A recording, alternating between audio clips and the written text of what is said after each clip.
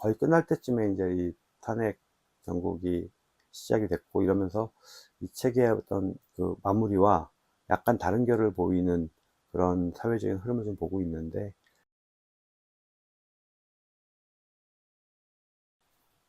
안녕하세요. 노랑겸사입니다. 오늘은 이 책, 트렌드 코리아 2025, 2025년 대한민국 소비 트렌드 전망이라는 책입니다. 김난도, 전미영, 최지혜, 권정윤, 한다혜, 이혜원, 이준영, 이향은, 추예린, 전다연 10분이네요. 10분 쓰셨고, 미래의 창에서 2024년 9월 25일 날 출간된 책입니다. 뒷면에 보면 스네이크 센스라고 적혀 있는 게 보이실 텐데, 각각의 문장을 적절하게 넣어서 내년에 대한 키워드를 제시하는 거고요. 여기에는 이렇게 적혀 있네요. 첫 번째 옴니버, 그 다음에 해시태그 아보하, 토핑 경제, 페이스테크 무회력, 그라데이션 K, 물성 매력, 기후 감수성, 공진화 전략, 원 포인트 업 이렇게 적혀 있는데, 이게 이제 올해의 키워드겠죠.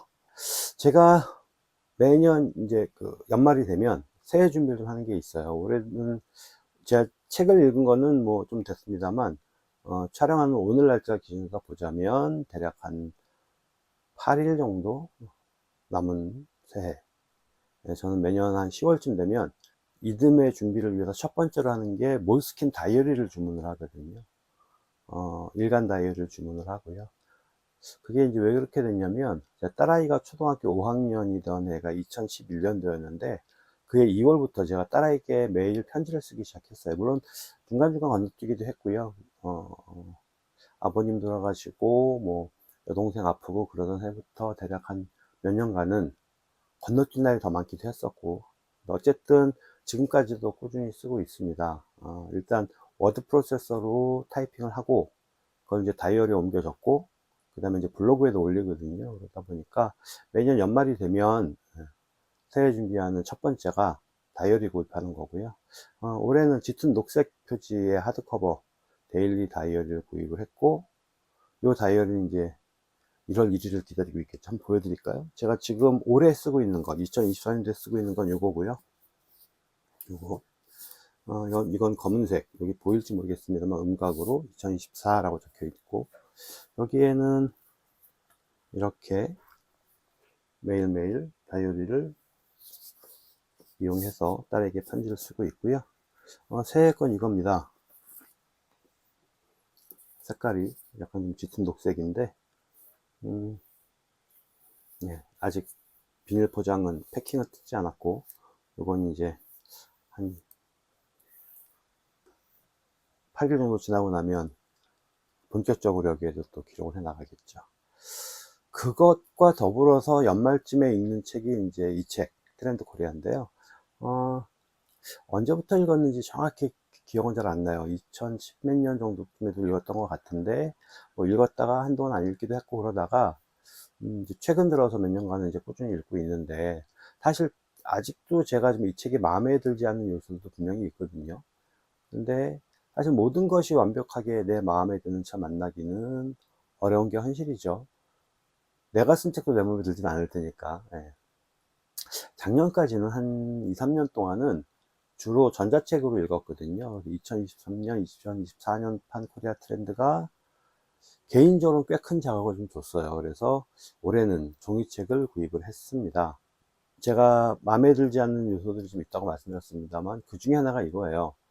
뭐냐면 올해는 이제 제시어를 여기 아까 보셨던 것처럼 스네이크 센스라고 제시를 했거든요. 뱀의 해를 상징을 하고 알파벳 각각의 이제 의미를 부여한 표현인데, 여기에서 이렇게 돼 있어요.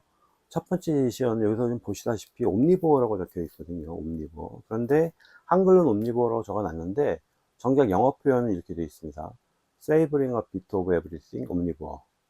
이런 식이면 좀 뭔가 좀 너무 나간 게 아닌가 싶기도 좀 하고요. 이 부분에 대해서는 이전에도 제가 한번 이야기를 한 적이 있는 것 같습니다만, 여전히 저는 개인적으로 너무나도 좀 거슬리긴 합니다만, 그럼에도 불구하고 이렇게 쓰는 걸 나름대로 어떤 그 트레이드 마크 같이 사용을 하고 있는 것 같으니까 그건 어쩔 수 없겠죠. 앞서서 얘기했던 것처럼 이 책에서 제시한 키워드는 이렇죠. 옴니보어, 해시태그 아보하, 그다음에 토핑 경제, 페이스테크, 무해력, 그라데이션 K, 물성 매력, 기후 감수성, 공진화 전략, 원포인트업 이렇게 10개를 잡아놨습니다. 키워드 자체에서는 사실 표현하지 않았습니다만 이 책의 곳곳에 그 AI에 대한 언급이 되게 눈에 많이 띄거든요.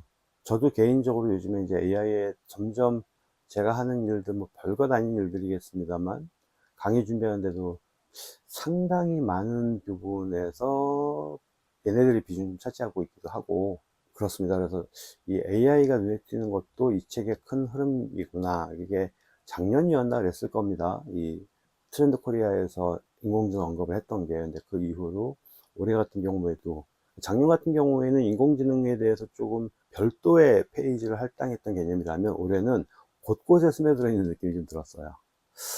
언제부턴가 좀 저는 우리나라가, 그러니까 우리 사회가, 우리가 사는 세상이 좀 너무 무기력하지 않나라는 생각을 좀 했거든요. 근데 이 책에서는 그런 부분들을 어떤 시대의 변화, 흐름, 이렇게 말을 하더라고요. 그래서, 이게 이렇게까지 무기력해지는 것도 시대의 흐름이고 변화라고? 라는 생각을 좀 하긴 했는데, 이제 이렇게 적어 놨어요. 자기 개발의 방향도 그렇고, 일상에서도 큰 변화보다는 안정적인 흐름을 원하는 세상이라는 거죠. 그래서 저는 이제 어릴 적에 늘 들었던 이야기가 이건데, 꿈은 크게 가져라.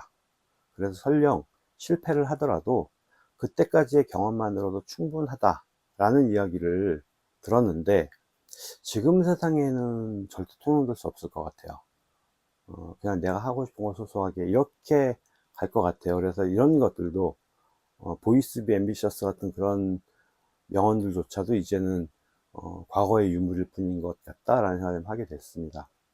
그러다 보니까 역사를 바꾼다, 원대한 목표를 갖는다, 이런 따위의 이야기들이 사회 구성원이 아닌 나 개인적으로는 어울리지 않는 그런 세상이 된 것 같다. 그리고 사회 구성원으로서의 나에 대한 구속력, 소속감, 이런 것들이 좀 많이 약화되고 이런 것들이 아닌가 싶은 생각이 들고요.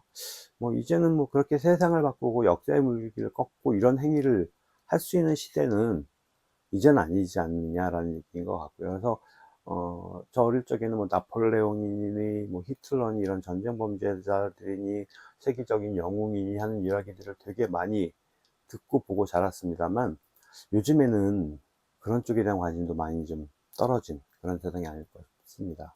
제가 요즘에 그 조정래의 태백산맥을 읽고 있는데 거의 다 끝났습니다. 이제 이것도 조만간 리뷰 영상을 찍을 텐데, 태백산맥이 10권으로 되어 있거든요. 지금 10번째 책의 절반 정도를 읽고 있는 상황인데, 그 책을 보면서 그런 것 같아요. 그 시절에는 한 사람 한 사람이 자신의 사상, 나라의 운명, 뭐 민족의 자존심, 이런 것들에 대해서 고민을 하고 사회를 바꾸는 데 일조하려는 고민을 하고 이런 모습들 되게 많이 담고 있거든요.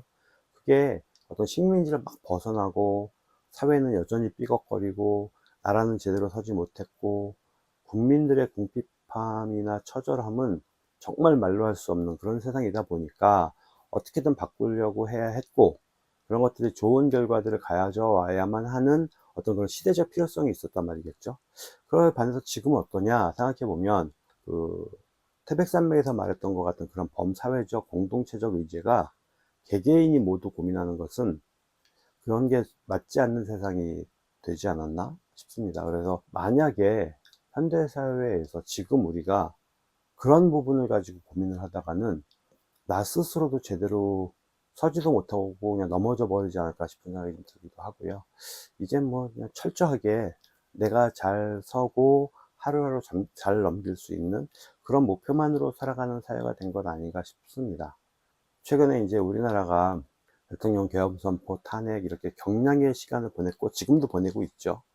우리들이 여의도로 달려갔고 촛불 대신에 응원봉을 들었고, 사실 박근혜 때는 촛불을 들었었는데 바람 불면 촛불 꺼진다 라고 하니까 바로 이번에 응원봉을 들었어요. 그리고 예전에는 뭐 되게 처절한 응원가를 불렀었는데 이제는 K-팝 가요로 탄핵을 외치고 사회를 지키더라고요. 그러니까 소녀시대에 다시 만난 세상이 이번에 갑자기 또 많이 들리고 있고요. 유튜브를 봐도 그 노래들이 다시 뜨고 있고 막 그런 게 보이던데, 이렇게 세상이 변하고 지극히 개인적인 세상이 되었다고 해도 내 힘이 필요하다 싶은 생각이 오면 또 이렇게 뭉치더라고요. 이런 부분들이 참 많이 고민을 하게 만들고, 아, 우리는 어떤 세상에 살고 있는 걸까라고 하는 생각을 좀 많이 하게 하던데, 이 책에서 말하는 전반적인 흐름과 조금 다른 12월이 아닐까 싶었어요. 분명 그럴 거고요. 왜냐면 이 책에서 말하는 건 사회적인 흐름을 얘기하는 건데, 그런 흐름을 한마디로 바꿔버릴 수 있는 위치에 있는 사람의 어떤 선택으로 인해서 정말 경랑에 흔들린 세상이 돼버리긴 했습니다만, 아마도 이 혼란이 딱 끝나면 우린 또 툭다고 언제 그랬냐는 듯이 자신의 자리에서 여전히 유튜브를 보고 댓글을 달고, 또 자기가 취직을 해야 될지 고민을 하고 이러면서, 그렇게 이 책에서 표현하는 대로 따져보자면 무해한 그런 하루를 살아가지 않을까 라는 생각을 좀 했습니다. 사실 이 책을 읽고 나면서 거의 끝날 때쯤에 이제 이 탄핵 정국이 시작이 됐고 이러면서, 이 책의 어떤 그 마무리와 약간 다른 결을 보이는 그런 사회적인 흐름을 좀 보고 있는데, 나름대로는 많은 부분들을 생각하게 한다라는 생각을 하게 됐습니다. 이 책 출판사에서 책 속에 글을 이렇게 적어놨어요. 역대급 무더위가 대한민국을 강타한 2024년 여름, 지구는 역사상 가장 뜨거운 날의 기록을 연달아 경신했다. 지금 우리는 역대급이라는 말 자체가 역대급으로 많이 쓰이는 시대를 살고 있다. 그만큼 우리 사회의 역동성이 크다는 뜻이기도 하다. 근 20년 동안 우리 사회의 추이와 소비 활동의 여러 모습을 추적 관찰해온 트렌드 코리아 팀은 대한민국이 그 어느 때보다도 더 특유의 역동성과 역량을 바탕으로 전에 없는 다양성을 표출하는 모습을 목격하고 이를 책에 담고자 했다. 대한민국은 열풍의 나라이기도 하다. 해외 토픽을 장식한 푸바오 열풍, 마라톤과 탕후루에 이은 두바이 초콜릿 열풍, AI 열풍, 의대 열풍, 스페셜티, 커피 열풍, 레트로 열풍, 남녀노소를 가리지 않는 먼작귀 열풍까지, 이 모든 것이 시사하는 바는 무엇인가? 이런 열풍의 이면에 있는 우리 사회 구성원들의 욕망과 결핍은 무엇일까? 트렌드 코리아 2025에서 이에 대한 답을 찾아보도록 하자 라고 적어놨고요. 이렇게 짤막하게 이 책에 대한 저의 리뷰, 간단한 느낌, 이런 것들을 말씀을 좀 드렸습니다. 감사합니다. 노랑감성이었습니다.